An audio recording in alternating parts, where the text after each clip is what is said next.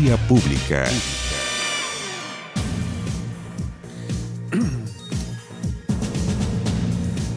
¿Cómo están ustedes? Muy buenas noches. Bienvenidos de regreso a este Vía Pública 2019. Buenas vacaciones los que la tuvieron. Esperemos que sí y que estemos de vuelta con muchísimas ganas y energía porque son tantísimos los temas que vamos a tocar durante el año y además con sus protagonistas muchas veces. Pero hoy la jornada internacional en nuestra parte del mundo, por llamarlo de algún modo, fue marcada por el retorno del presidente encargado de Venezuela que generó expectación internacional. Nicolás Maduro había señalado que si Juan Guaidó volviera, tendría que responder ante la justicia, ya que no podía abandonar el país. Y si lo hizo en la jornada del 23 de febrero, ¿cómo no recordarse esa jornada tan tensa? Cuando también recordamos que fracasó el ingreso de ayuda humanitaria. Hay distintas razones para explicarlo, pero que fracasó. Guaidó Juan pasó sin problemas los controles del aeropuerto hoy y llegó hasta la Plaza Alfredo Sadel de Caracas, en donde se habían congregado cientos de adherentes. ¿En qué quedó la amenaza? Bueno, Guaidó agradeció el apoyo del Grupo de Lima, entre los que se encuentra el gobierno de Chile. El líder opositor aseguró que no siente un ápice de miedo, que insistirá en la entrega de ayuda humanitaria y que convocó a los sindicatos y funcionarios públicos para que se reúnan con él para tratar de derrocar, sacar a Maduro del gobierno. Guaidó, suerte de millennial de la política, nuevo líder de la oposición, que además él representa el mundo de la centroizquierda. Ojo con eso, porque como uno lo vemos en contra de Maduro, algunos creerán que es de derecha. Él es más bien de centroizquierda. Bueno, cuenta con el reconocimiento de más de 50 países como presidente interino. Fue recibido por los líderes de la región por estos días, anduvo de gira en Estados Unidos, dijo fuertemente que si algo le llegaba a pasar, sabrían quién tendría la responsabilidad. Es decir, una jornada tremendamente tensa.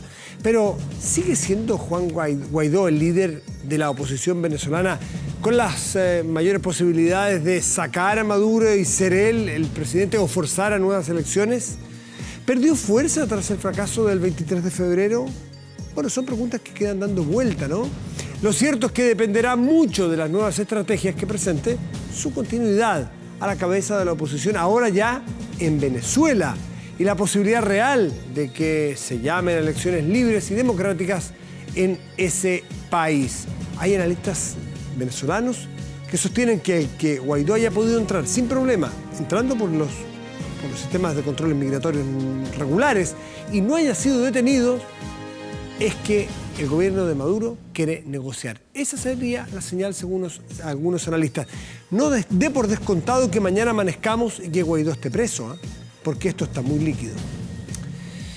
Bueno, acompañado del ministro de Hacienda y de Economía, el presidente Piñera hizo esta mañana un llamado a la oposición para llegar a un acuerdo en reforma tributaria, cuya tramitación se retomará este miércoles en el Congreso. Y sabemos, es uno de los temas centrales en la agenda de este año en el gobierno.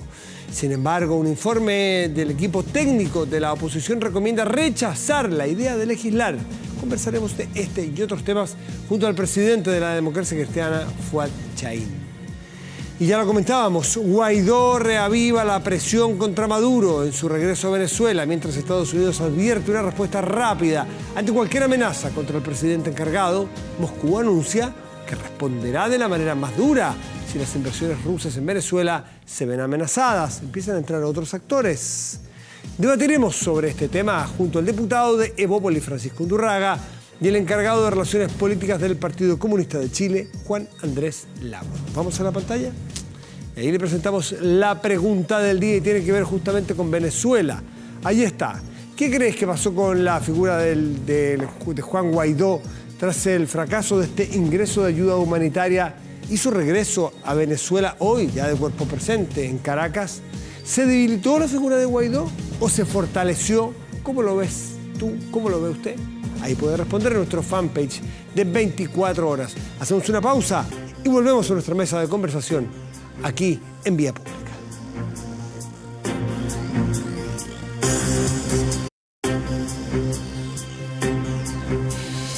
Bueno, Estamos de vuelta aquí en Vía Pública y naturalmente la política toma muchísima fuerza en marzo. Quedaron cosas congeladas porque es necesario ser un arito o cualquier cosa, pero sabemos a qué volvemos rápidamente. La película la tenemos clara y una de las cosas a las cuales volvemos a discusiones de proyectos que el gobierno determina o considera que son centrales para él. Y el papel de la oposición en un gobierno que no tiene mayorías, sabemos también que es muy relevante. Para eso hemos invitado esta noche al presidente de uno de los partidos de la oposición, Fuad Chahín, presidente de la Democracia Cristiana. Fuad, gracias por estar aquí, muy buenas noches. Muchas gracias a ti, Matías. Aunque hay algunos, y vamos a hablar de eso, que estiman que el rol de oposición no lo hacen tanto. Pero un momento, ya vamos a hablar sobre eso. Pero hablemos sobre el proyecto en particular de reforma tributaria, que hay un informe financiero que señala que incluso pudiera rechazarse la idea de legislar. ¿En qué posición están ustedes puntualmente? Lo primero es que nosotros nos hemos sentado a la mesa a conversar, primero técnicamente respecto del proyecto, en función de ciertos principios y también de poder sincerar el impacto de este proyecto. Por ejemplo, desde el punto de vista de la recaudación, donde había una diferencia sideral entre lo que planteaba el proyecto y lo que nos decían nuestros técnicos.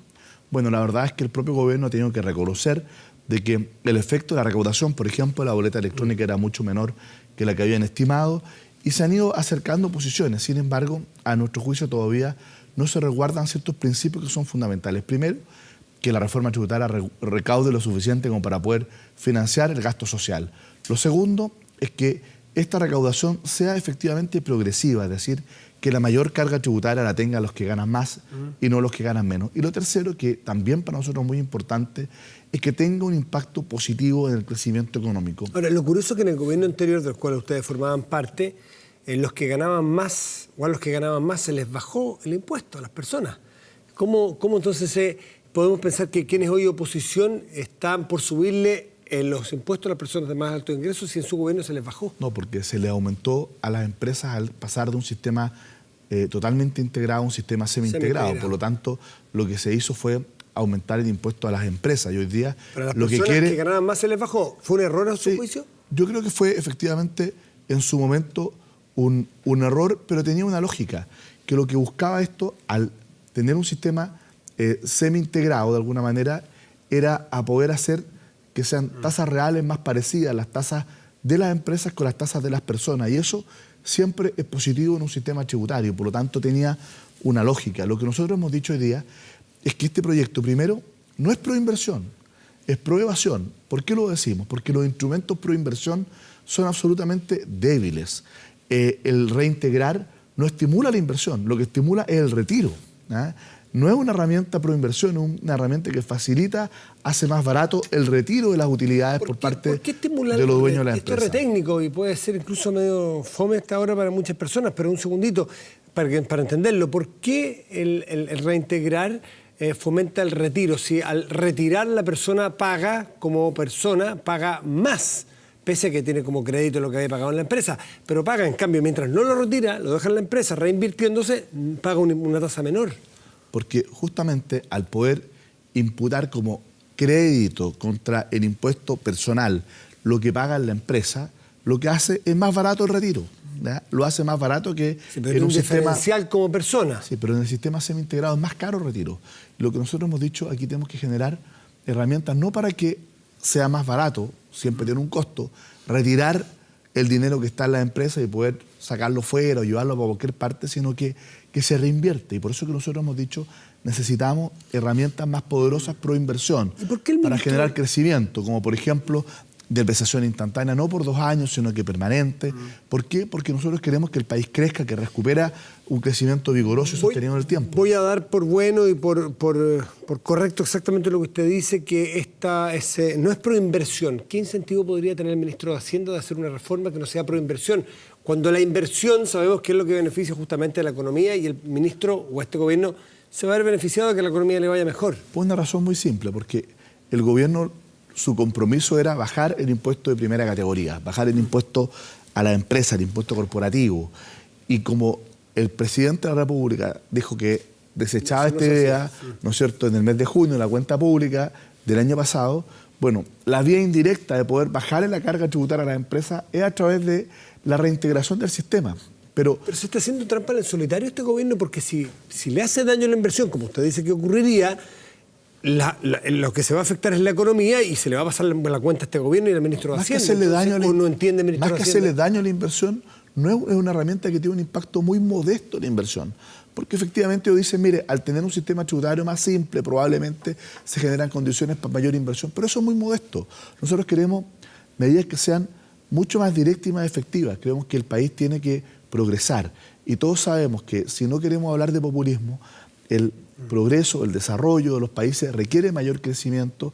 Es la única manera de poder salir adelante, la única manera de que los países puedan ir resolviendo sus problemas. Y nosotros no queremos un crecimiento de un 3 o un 4%, queremos recuperar tasas de crecimiento, ojalá, del 5% y más. Y por eso que esta reforma tributaria, a nuestro juicio, no va a ser capaz de responder a la demanda de más inversión para tener más crecimiento. Por otro lado, lo que hace es, a través de debilitar las facultades del Servicio de Impuestos Internos, a través de modificar normas como lo de los gastos aceptados, es generar espacio o modificar la norma general antielusión, generar espacios para la elusión. Nosotros no queremos eso, queremos que la gente que tiene que pagar impuestos los pague y que en definitiva tengamos herramientas eficaces de inversión y que seamos capaces de recaudar lo necesario. ¿Usted está de acuerdo con el ministro de Hacienda en cuanto a que este sistema lo que requiere también es ser mucho más sencillo? Que dice que hoy día las pymes se gastan buena parte de su tiempo, y el tiempo sabemos se puede gastar para producir, para innovar, para dar más empleo. Se gastan muy buena parte de su tiempo tratando de responder el cómo pagar impuestos, que eso sería absurdo. ¿Usted está de acuerdo con eso? Que es muy engorrosa. Él dice que es de las más engorrosas y difíciles del mundo. Pero digamos las cosas como son. Aquí lo que tenemos que hacer es fortalecer una herramienta que hoy día está, que es la del 14 ter, el artículo 14 ter, que efectivamente tiene un sistema muy simplificado para las pequeñas y las medianas empresas, que hay que difundirlo más, que hay que utilizarlo más. Yo creo que el esfuerzo está en incluso ampliar ya, esta norma para que efectivamente todas las pymes las puedan usar y prestar toda la asistencia técnica para que efectivamente las empresas de menor tamaño tengan un sistema simple que facilite efectivamente su ejecución tributaria. Pero también creo que es muy importante avanzar en otra materia. Nosotros hemos dicho, mire, impuesto de primera categoría diferenciado, como ya se plantea para las pymes, incluso podemos bajar más la tasa del impuesto de primera categoría. Pero, ¿por qué no poder tener un impuesto de primera categoría más alto para las mega empresas, para aquellas empresas que facturan más de $1 millón? ¿Por qué no gravar con un impuesto más alto a los grupos económicos? ¿Qué dicen sus técnicos? Que tiene que ver con la concentración económica. ¿Qué dicen sus técnicos al respecto de eso? Los economistas de la ADC, me refiero a los José de Gregorio, por ejemplo, ¿están de acuerdo con esa sobretasa a la empresa más grande? Mire, lo que hemos conversado... ¿O puede tener un daño? Porque a lo mejor la vuelta puede salir larga y puede salir peor. Sí, mira, lo que ocurre es que dicen, bueno, ¿cómo nosotros en definitiva generamos condiciones para que estos capitales no se vayan a otras partes? Ese límite que hay que tener de cuidado, por eso que no puede ser una sobretasa demasiado alta. Pero la pregunta que tenemos que hacer no es, ¿queremos que las mega empresas sigan ocupando una posición dominante de mercado en mercados hiperconcentrados como hoy día lo vemos en la banca, como lo vemos en los supermercados, como lo vemos en el retail? ¿Es deseable eso para la economía? ¿Y eso a través de los impuestos? A mí me parece que esa puede ser efectivamente una herramienta que no es pacífica en absoluta entre los técnicos, pero creo yo que tenemos que dar señales políticas claras también nosotros en nuestro país. ¿Por qué? Porque hoy día estamos viendo el tema de la colusión. Lo de la colusión es un efecto de una causa que tiene que ver con la concentración económica.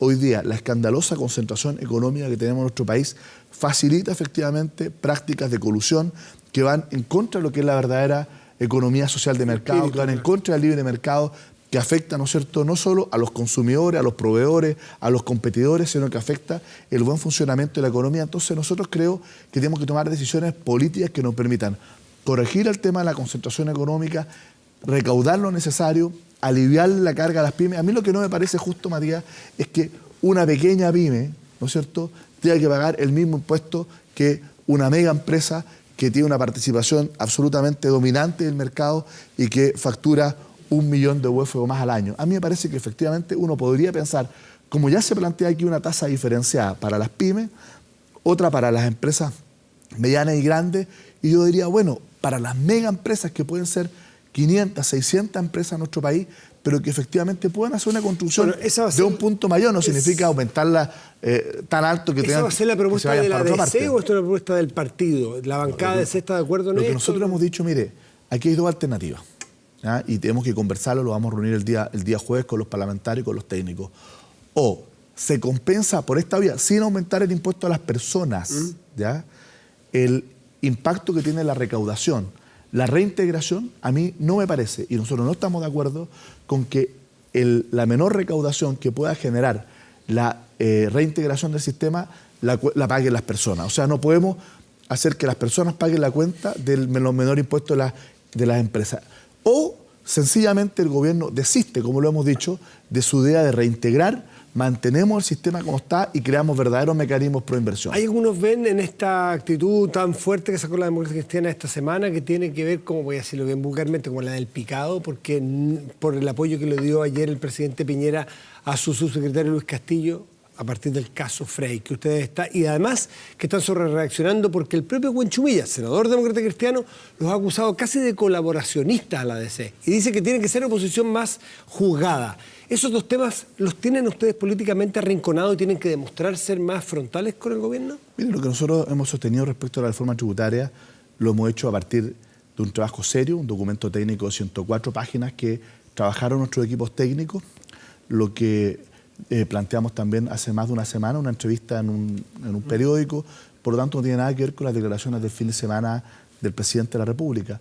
Lo de Francisco Huenchumilla, la verdad que me parece intrascendente, porque nosotros... ¿Intrascendente que un senador diga que ustedes...? Es intrascendente porque la definición del partido es clara de que somos una oposición crítica, fiscalizadora y propositiva, y en eso hemos estado absolutamente todos, partiendo por el propio Francisco Huenchumilla, que en más de una oportunidad ha estado en La Moneda respaldando distintas políticas, distintos proyectos. Entonces, creo que eso es parte de la política. Huenchumilla? ¿Por qué dice cosas como esas? Dice que ustedes prácticamente están siendo... eres oposición y nadie tendrá motivos para perderse, nadie podrá acusarte de colaboracionista. La vida hay que ser claro y sin ambigüedades. Nosotros hemos sido claros y sin ambigüedades desde cómo nos definimos. Y para ser claro y sin ambigüedades, a mí me parece, respecto a este tema, de que es una mala práctica del partido pretender marcar un punto y figurar a costa de poder generar una crítica interna. Siempre eso te da una página entera a los diarios cuando tú disparas internamente, pero me parece que no solo es injusta, sino que además con el propio Francisco hemos conversado en múltiples oportunidades y tenemos plena coincidencia en la manera en que tenemos que relacionarnos con el resto de la oposición y con el gobierno. Por lo tanto, yo lo entiendo como una manera... ¿Ustedes van a seguir colaborando con el gobierno? Nosotros vamos... Incluso...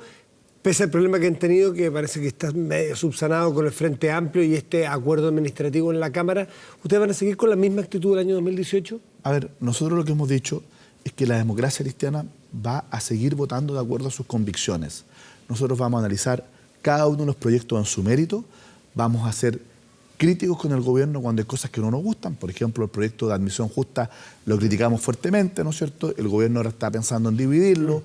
Esta alternativa de poder disminuir la indemnización por año de servicio, lo criticamos fuertemente. El gobierno desistió de aquello. Pero en las cosas...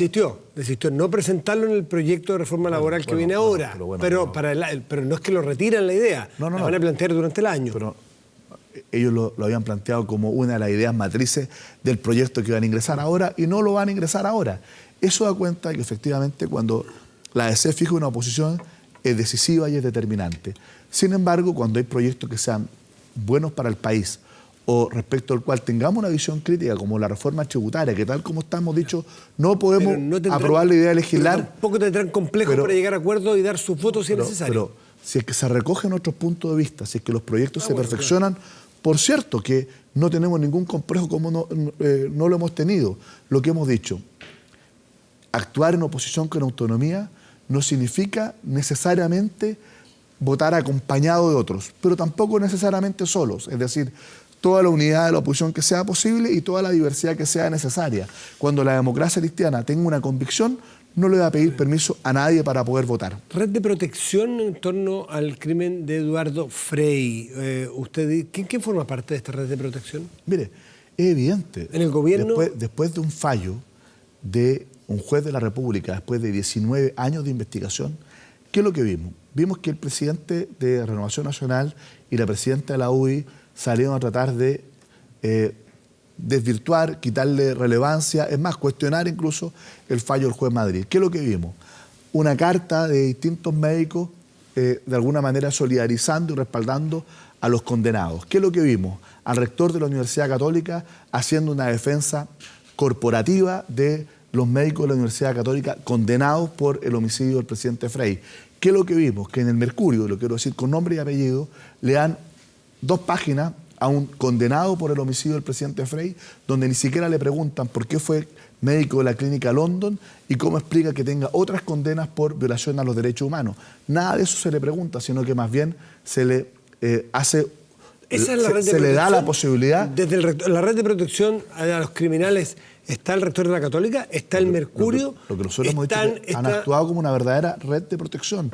¿Para qué? Para salir a cuestionar el fallo del juez Madrid. Yo valoro mucho la columna de Genaro Ragada, que hace una descripción de hechos, no hace ningún juicio de valor, una descripción sólida y contundente de todos los hechos que están en la sentencia y que avalan efectivamente esta condena por el homicidio del presidente Eduardo Frei Montalva. En el fallo del juez Madrid señala que no hay motivo para condenar al subsecretario Luis Castillo, sino hacer un reproche ético. Por tanto, toman lo que les gusta y dejan de lado lo que no les parece cómodo a su posición en la democracia cristiana. Esa es la crítica que se les ha hecho.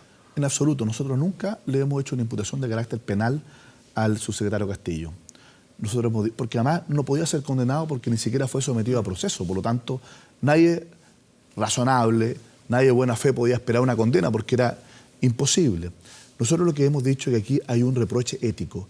Alguien que, ante el llamado de la familia, particularmente Carmen Frey, a entregar todos los antecedentes, él en lugar de entregar la autopsia y todos los antecedentes, incluso el resto de tejido biológico del presidente Frey, ordena ocultarlo. Y por lo tanto, el propio juez Madrid en su sentencia dice que aquí hay una conducta que es cuestionable, que a su juicio no alcanza a configurar la figura del encubrimiento, pero que hay una actitud cuestionable. Entonces, reconocen la facultad del presidente de la República de dejarlo o sacarlo, porque si hubiese una condena, probablemente el presidente de la República se vería obligado a sacar a su subsecretario. Entonces, ¿reconocen la facultad del presidente de mantenerlo? O sea, la facultad es constitucional del presidente, pero lo que nosotros hemos dicho... ¿Por qué no respetársela en el marco de su voluntad y que la población, la ciudadanía, juzgue porque a mí me si se parece equivoca o no Piñera? Que el estándar para poder ser autoridad de un gobierno no puede ser el derecho penal. No puede bastar simplemente con no ser un criminal condenado por la justicia para poder ser ministro o subsecretario. Hay un estándar ético que tiene que ver con el recto actuar. Y esto es muy importante porque esto es una causa de derecho humano. ¿Y cuántas personas que hoy día tienen información respecto del destino, por ejemplo, de los detenidos desaparecidos y que no la entregan? Todas esas personas hoy día se sienten avaladas por esta actitud del presidente. ¿Por qué? Porque basta con que no sea un criminal condenado, con que no tenga una responsabilidad penal, ¿para qué? Para que puedas pasar el filtro, incluso ser subsecretario de un gobierno. Eso a mí me parece que es una mala señal para el país.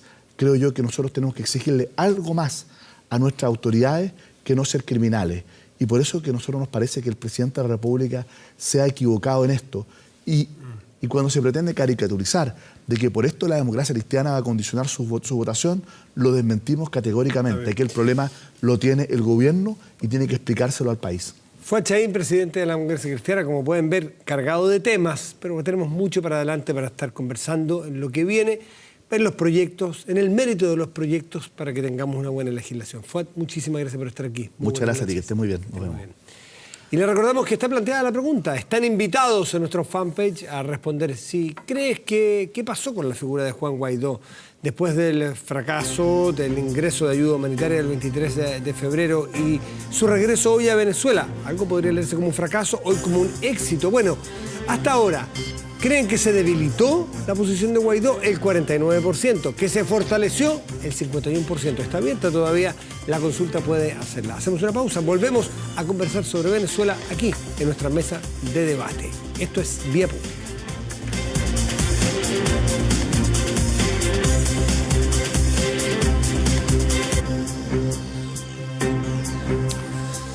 Decir que en Venezuela es el día D puede ser un poco repetitivo, pero es que la verdad que en todos los días ocurren hitos que pueden marcar un antes y un después, puntos de inflexión. Estamos viviendo momentos de mucha tensión, que está casi de más decirlo, usted lo ha visto, lo ha seguido, y llevamos desde enero, mitad de enero aproximadamente, donde empezó a gestarse esta tensión, que no ha tenido desenlace, es larga. Y hoy se vivió uno de esos días, el día donde Juan Guaidó decidió desafiar a Nicolás Maduro, volver a su país pese a que había salido de manera irregular, si es que consideramos que tenía una orden para no salir de Venezuela. Se demoró varios días en salir, hizo una gira, algunos dirán improvisada, otros dirán no, lo que pasa es que no anunciaba lo que hacía. La cosa es que hoy se enfrentó y entró también fuera de pronóstico. ¿Por qué? Porque Maduro había dicho que tendría que enfrentar la ley. Yo creo que hay que ser cauto, no sabemos, Guaidó está libre en este momento, en un rato más, y lo dijo la vicepresidenta Delcy Rodríguez, podría perfectamente ser encarcelado. Bueno, y lo que está sucediendo es minuto a minuto, otro de los clichés del periodismo, noticia en desarrollo. Pero no hablemos mal los periodistas, o sí, hay un periodista invitado hoy también, y uno de los tres invitados, pero vamos a partir presentando a Francisco Undurraga, diputado de Evópoli y miembro de la Comisión de Relaciones Exteriores. Muchísimas gracias, Francisco, por estar aquí. Muchas gracias a ustedes por invitarme. Y si es colega mío, pues, es Juan Andrés Lagos, es periodista, es encargado de Relaciones Políticas del Partido Comunista. Juan Andrés, mucho gusto por tenerte aquí. Hola, buenas noches. Gracias. A ver, la pregunta que le planteamos, invitamos a la gente a participar, si la figura de Guaidó, después de estos dos acontecimientos, fallido el 23 de febrero de entrar con ayuda humanitaria, exitoso regreso a su país, ¿Guaidó está fortalecido hoy o está minimizado en su rol político opositor a Maduro, Juan Andrés? Matías, mira, para mí lo más importante, de verdad, por la paz en nuestro continente, por la paz en Venezuela, creo que este intento de intervención militar, de dividir las Fuerzas Armadas venezolanas, que creo que los instigadores de esto claramente Estados Unidos, este intento de golpe está temporalmente fracasado. Y yo creo que de verdad aquí lo que ha derrotado esta brutalidad, esta acción de lesa patria, en el caso de los gobernantes que apoyaron esta injerencia, rechazada, entre comillas, ayuda humanitaria por Naciones Unidas, Cruz Roja, el Vaticano y una buena parte y una mayoría parte del mundo, ¿no? Estoy pensando en la comunidad de países de África, del Oriente Medio, una parte de Europa, una parte de nuestro continente. En el Consejo de Seguridad de Naciones Unidas en definitiva se reconoció la legitimidad del gobierno de Maduro. Es decir, yo creo que todo apunta en la dirección de tratar de hacer un esfuerzo real, serio. Yo espero que el gobierno de Piñera de una vez por todas termine con esta aventura militarista de respaldar el diálogo. Y creo que Guaidó tiene la gran responsabilidad y la tremenda oportunidad de no seguir victimizándose, de no ser parte de esta agresión y ser parte de la paz y del diálogo que él mismo ayudó a romper en Venezuela. Francisco. Bueno, la verdad es que yo difiero con lo que dice Juan Andrés Lagos. Primero porque quien hizo el golpe o el autogolpe fue Nicolás Maduro. Nicolás Maduro fue quien intentó cerrar el Parlamento, le restó legitimidad, tiene intervenido los tribunales de justicia. Es la persona que hizo el golpe de Estado al interior de Venezuela. Y a raíz de eso se generan todas estas acciones y toda esta seguidilla de apoyos que yo creo que son muy legítimos por lo demás. Yo creo que aquí Guaidó no es solamente la figura de Guaidó la que sale exitosa hoy día, sino que sale exitosa algo que para nosotros como chilenos y como actores políticos debiese ser lo relevante. Sale absolutamente fortalecida la democracia, el hambre de democracia, la necesidad de tener e instaurar democracia. Y desde ese punto de vista, el gobierno de Sebastián Piñera, a través de su canciller Roberto Ampuero, lo único que han hecho es facilitar las acciones para darle finalmente un contrapeso al dictador Maduro con la figura de Guaidó. Si es que Maduro se hubiese quedado solo, sin Guaidó de contraparte, sin las acciones que la comunidad internacional ha realizado en apoyo de la democracia, en repudio a la violación de los derechos humanos que están sucediendo hoy día en Venezuela, la verdad es que no habría podido entrar. Y el temor de qué va a pasar mañana con Guaidó, bueno, los dictadores son así. En la noche te pueden sacar y te pueden hacer desaparecer. El problema, Matías, es que Guaidó salió y entró, y el fantasma de que lo iban a detener, que no lo iban a detener, se despeja. Entonces, yo francamente creo que pongámonos, y me alarma, sinceramente, me alarma que la derecha y las derechas en nuestro país todavía sigan apostando a la intervención militar. No hay apuesta a la Entonces, intervención bueno, militar. pero entonces apostemos al diálogo. Pero si el diálogo Entonces lo que estamos apostemos al diálogo. fortaleciendo, pues. No, si el diálogo no se está fortaleciendo. Mira. Porque lo que hubo como intento a través de una supuesta ayuda humanitaria, y repito, que los organismos de Naciones Unidas, no es solo la presidenta Bachelet, la expresidenta Bachelet, que Piñera tiene una obsesión muy ya compleja de comprender en la política. Yo creo que hay otros códigos allí, pero la verdad es que es el Vaticano, es una buena parte de la comunidad internacional la que está diciendo de que aquí se trató de abusar de una supuesta ayuda humanitaria para legitimar un intento de injerencia militar. Entonces a ver, ¿por qué ocurre esto? ¿Por qué Estados Unidos? Porque yo la verdad es que creo que Guaidó es un títere de Estados Unidos. Y lamentablemente quiero decir de que la política exterior de nuestro país, lamentablemente, después de que Piñera le regala esta banderita norteamericana a Trump con la bandera chilena al medio, ¿no? Lo hace él, lo que hizo fue hipotecar la política exterior chilena, rota en términos de intervenciones como la que Piñera encabezó ahora por Pinochet, cuando Pinochet respaldó la fuerza de tarea británica hacia las Malvinas. Y se descubrió porque un helicóptero militar británico cayó en territorio chileno, porque la dictadura de Pinochet no había reconocido esa intervención. Entonces estamos frente a una situación bastante grave. O sea, yo digo, la paz versus la guerra. La paz versus la intervención, el diálogo versus la invasión. Partamos, Juan Andrés, por la situación puede ser grave, el tiempo lo dirá, y si se puede recomponer o no las relaciones exteriores, pero no es grave, y se lo pregunto, Juan Andrés, sí, lo que está sucediendo dentro de Venezuela, las condiciones humanitarias de los venezolanos, Matías, la desnutrición que señalan los estudios de las principales universidades de ese país, las faltas de libertades que señalan las oposiciones, Human Rights Watch. ¿No es eso más Matías, grave que está preocupándonos qué hace o no hace Chile? No, es grave, pues ¿sabes tú lo que pasa? Porque lo ha dicho en estas horas el expresidente de Estados Unidos, que ha provocado una alarma mundial. O sea, él ha explicitado de que lo que quieren en nuestra región son gobiernos títeres y que van a usar todos los instrumentos para seguir avanzando en esa dirección. Nuevo sistema de bloqueo hacia Cuba, nuevas medidas que sancionan, nuevos castigos hacia Venezuela. Entonces, no estamos hablando de una preocupación democrática. Si hubiera necesidad de ayuda humanitaria y que creo que el canal está abierto, entonces ¿por qué no se recurrió a Naciones Unidas? ¿A su juicio se sí, necesita? Sí, sin duda. ¿Por qué no se recurrió a la Cruz Roja? ¿Por qué no se recurrió a los organismos? Mira, la Conferencia Episcopal de Colombia y el Vaticano emitieron una declaración señalando de que no aceptaban esta, entre comillas, supuesta ayuda humanitaria porque no correspondía, y que ellos hace 2 años que están con un canal de ayuda humanitaria hacia Venezuela y que funciona. Entonces, ¿por qué en el caso de la Iglesia Católica funciona y por qué no en este caso? ¿Por qué Rusia, que acaba de hacer un intercambio? ¿Por qué la India, que también acaba de hacer un intercambio para enviar medicamentos de urgencia? No, porque lo que ocurre es que Estados Unidos lo que está haciendo es bloquear la posibilidad de que lleguen medicamentos. ¿Estará pisando el palito el gobierno de Sebastián Piñera a una intervención desde Washington, como plantea Juan Andrés? Yo no estoy de acuerdo con lo que está diciendo, primero porque la ayuda humanitaria, en primer lugar, se necesita tanto que Maduro se la fue a pedir a Rusia.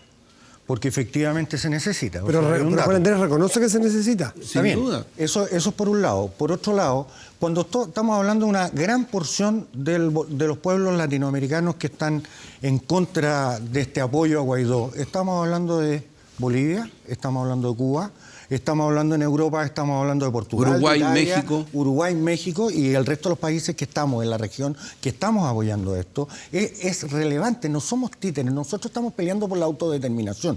El discurso tuyo, y con mucho respeto y cariño, creo que se parece mucho a la confrontación que ustedes mismos tuvieron en la época de la dictadura de Pinochet. Entramos, no entramos, confiamos, no confiamos, creemos en la posibilidad real finalmente de que pueda haber una solución pacífica. Nosotros creemos que puede haber una solución pacífica. De hecho, nosotros la conquistamos en Chile. ¿Por qué no se va a poder repetir eso mismo? Correcto. Personeros de tu sector amenazaban que dentro de esos containers iban armas. ¿Dónde están las armas?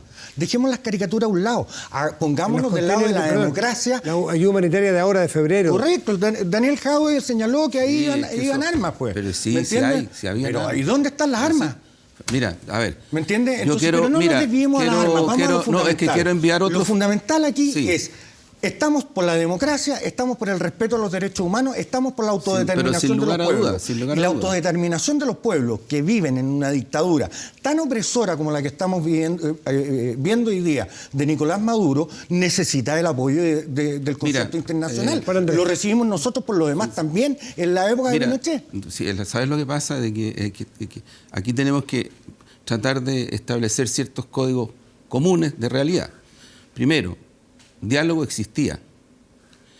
El ex primer ministro de España, Rodríguez Zapatero, que era uno de los que estaba fue mediador, intentó mediar.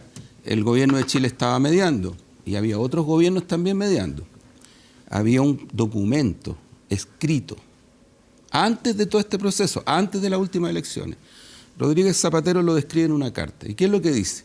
Estaba todo resuelto para que el diálogo se transformara en realizaciones prácticas, incluidas elecciones, y el representante de la oposición de Venezuela recibe un llamado telefónico desde la embajada norteamericana.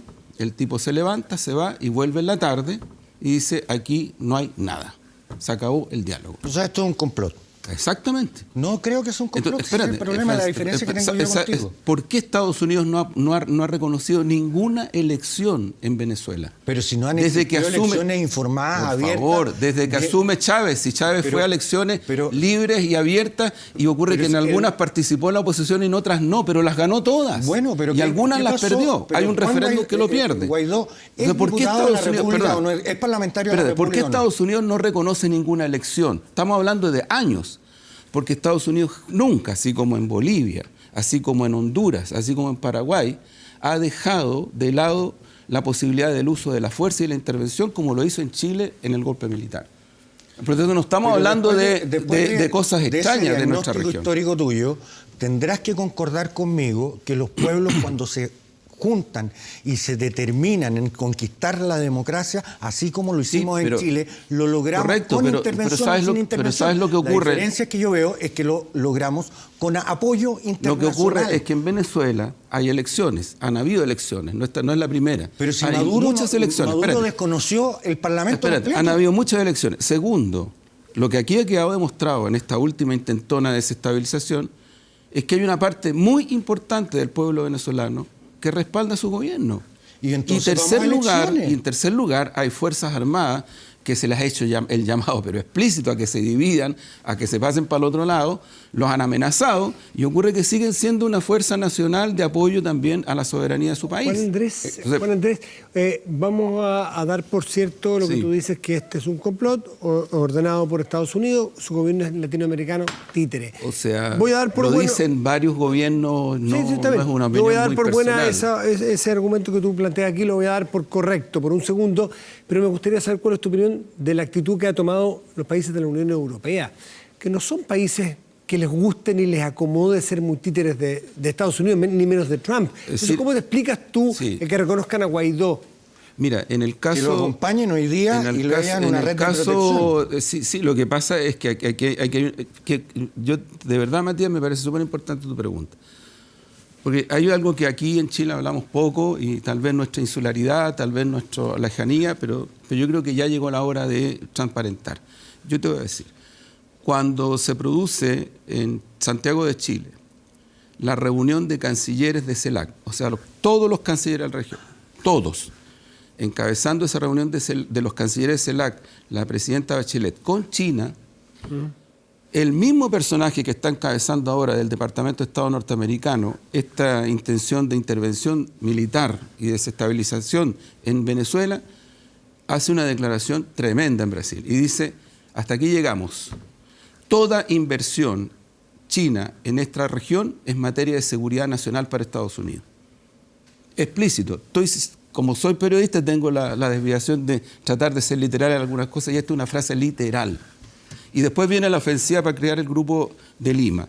Y después viene la ofensiva para bloquear más todavía las posibilidades de diálogo en Venezuela. Entonces, los países europeos. Entonces, ¿por qué te digo esto? Porque yo creo que aquí hay una geopolítica a nivel mundial en la cual Estados Unidos, junto con algunos países europeos, no todos, están tratando de jugar una carta fatal, y es desconocer el multilateralismo.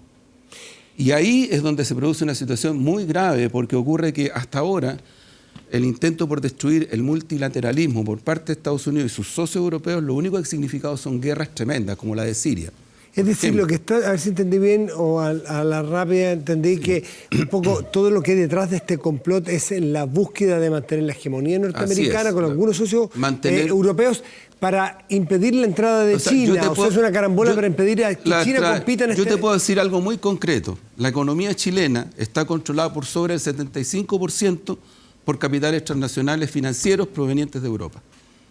Entre ellos varios bancos de la plaza local, que es impresionante la cantidad de dominio que tienen sobre, desde los bancos hacia lo que es la economía real. O sea, estamos hablando de sistemas como previsión, pensiones, como sistema de salud, educación. En Venezuela se está jugando ese partido, en Venezuela China, Estados Unidos. Ese partido, y en particular dos temas que son fundamentales. Uno, petróleo, y otro, agua. Más todavía, yo creo que esto falló por lo que dije recién, es decir, el apoyo del pueblo, el gobierno, las Fuerzas Armadas, pero ¿sabes qué? Una cosa que acá tampoco se ha dicho mucho. Las fuerzas militares brasileñas, el ejército brasileño, estuvo a 500 kilómetros de la frontera con Venezuela. ¿Por qué se detienen cuando habían recibido una orden de Bolsonaro? Porque los altos mandos militares brasileños tomaron la decisión de no seguir adelante y le quitaron el piso a Bolsonaro. ¿Y cómo se sabe todo eso? ¿Dónde está esa todo información? ¿Dónde está? Interesantísima. Sí, pero claro, pero es que esa información no está aquí, pero está. Yo te la puedo traer como medio, así como le. ¿Cuál es la fuente de esa información? No, las fuentes de información son analistas políticos y militares. De hecho, espérate, te voy a decir más. El ministro de Defensa del Brasil y el jefe de las Fuerzas Armadas de Brasil son los que frenan esta decisión de Bolsonaro. Así como también lo desmintieron públicamente cuando Bolsonaro planteó que él iba a instalar una base militar norteamericana en Brasil y le dijeron, no señor, nosotros no queremos bases militares. Francisco... El agua, ojo, que para Brasil es clave el agua por el tema Amazonia y en la geopolítica. Claro. Pero ellos... Volvamos un segundo a Venezuela. Francisco Undurraga, hoy día Luis Vicente León, uno de los analistas más importantes de Data Analysis de Venezuela, dice que teniendo las posibilidades y las facultades, a lo mejor la policía migratoria de detener a Guaidó al haber salido sin permiso y que lo haya dejado pasar, habla para algunos de la debilidad del gobierno de Maduro, para otros habla de la intención de Maduro de negociar. Y así lo dice Luis Vicente León. ¿Tú crees que hay una luz de esperanza de una negociación con la oposición? Nosotros esperamos que exista una negociación. Si nosotros no estamos, a pesar de lo que aquí se intenta colocar, por una solución armada y violenta en beneficio de una democracia que claramente no va a llegar a ninguna parte si esto es un linchamiento de un pueblo que hoy día está oprimido. Lo que nosotros estamos buscando es darle el respaldo político internacional a la contraparte de un dictador. Si no estamos hablando de un presidente actualmente democrático, estamos hablando de un dictador que, como tú muy bien dices, controla las Fuerzas Armadas, luego controla las armas y las tiene apuntando contra su pueblo. Entonces aquí estamos, o por la democracia o no estamos en la democracia. Y en relación al que puedan o no puedan dialogar, yo espero que dialoguen. Y yo espero que Chile, así como ha sido líder... Francisco, ¿es adecuado negociar con Maduro hoy día o hay que exigirle la salida de Maduro, a tu juicio? Yo creo que hay que negociar con quien esté dispuesto a sentarse a la mesa, porque ese es un país que va a haber que reconstruir y donde toda la comunidad internacional va a tener que estar dispuesta no a sacar la mejor parte, sino a darle las mejores cargas honestas de democracia, de apoyo, económicas, sociales, educacionales, para que, al igual como el pueblo venezolano en nuestra historia reciente fue capaz de acoger a más de 10.000 chilenos, nosotros seamos capaces después de devolverle o acompañarlos más que devolverle, porque la democracia finalmente la recuperan sus propios pueblos. Y no es una imposición nuestra ni de nadie. Para cerrar, Juan Andrés. Matías, mira, yo creo que aquí quien rompió y quien ha roto el diálogo, no una vez, sino que varias veces, es la llamada oposición venezolana. Y entonces yo creo que una vez por todas, si de verdad nos interesa apoyar a Venezuela, ayudemos a la reconstrucción de ese diálogo. No al intento que está gatillado, repito, lo digo responsablemente, no es una caricatura. Y ha quedado claro que no se trata de caricatura, por una intervención injerencista norteamericana que lo que está buscando es desestabilizar un proceso que no está de acuerdo a sus intereses en esos cánones político-económicos. Juan Andrés Lago, Francisco Undurraga, representando visiones muy distintas a lo que está ocurriendo, nosotros muy atentos a lo de Venezuela. Gracias a los dos por estar esta noche. Muchas gracias, Matías. Gracias a usted. Como siempre, gracias. Hacemos una pausa, volvemos y le mostramos el resultado de la pregunta, a la cual los invitamos a participar. Seguimos en esta vía pública.